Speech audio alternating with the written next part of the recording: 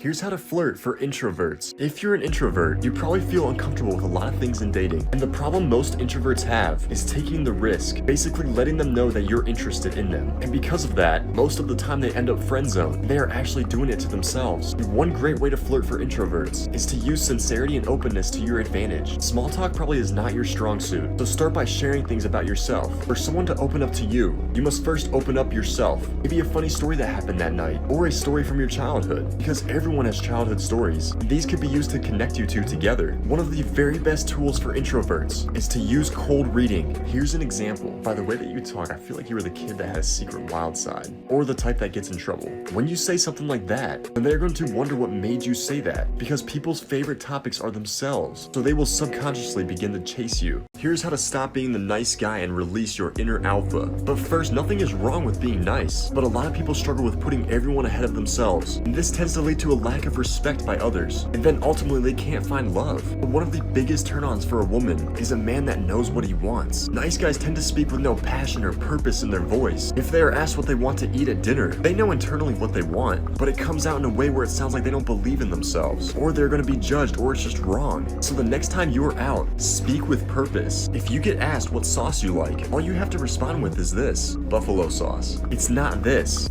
Can I maybe have the ranch maybe?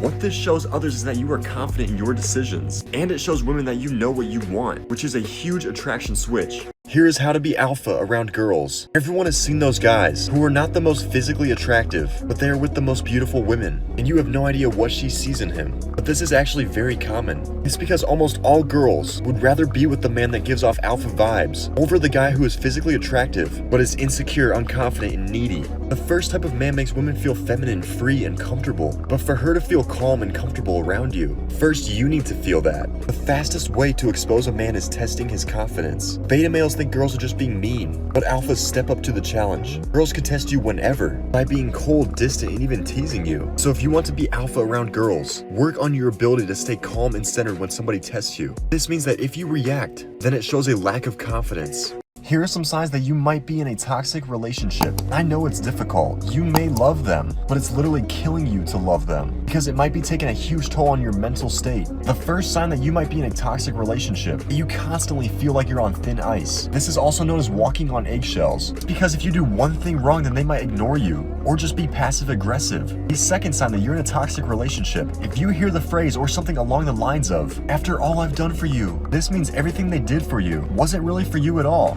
They were doing it to pull that card out in order to manipulate you to do what they want. The third, but probably one of the biggest signs, is that they hold out on basic relationship needs, most likely because they want something. And once you do what they want, or give them what they want, then everything just goes back to normal. And that is an extreme form of manipulation.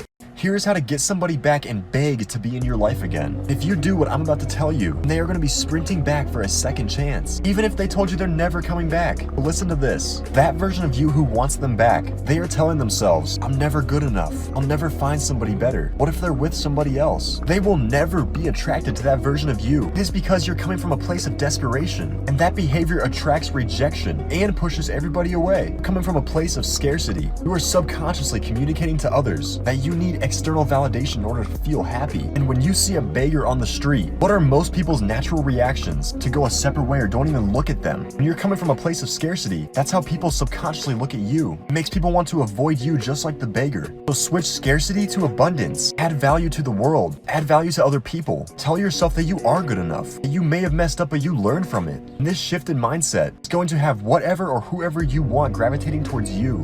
Here's one of the best ways to ask them out over text. A lot of guys have the strategy of literally asking her out. For example, "Hey, would you like to go out sometime?" But what does this say about you? It says that you don't believe your time is valuable. High status men are already assuming she wants to hang out with them. First, you need to make this seem low pressure. It should never seem like going out is a big deal, especially on the first date. Most guys out there are weird and creepy, so she doesn't want to block off a whole evening where she could be sitting at dinner, staring at the clock, wondering when it's gonna end. Women literally think about that stuff. The second and third thing is your timing and your ability to tease. When she's working or in class at 11 a.m., she's not thinking about going out tonight, but at 4:30 or 5 when she's itching to get away, and teasing her might push her over the edge. So text back and forth a couple texts, send some funny gifts, then say, "So when are you gonna invite me out?" And she'll probably banter back with you, "When are you gonna invite me out?" And then just set the date. "Meet me at the smoothie place at 6 o'clock and we'll go from there."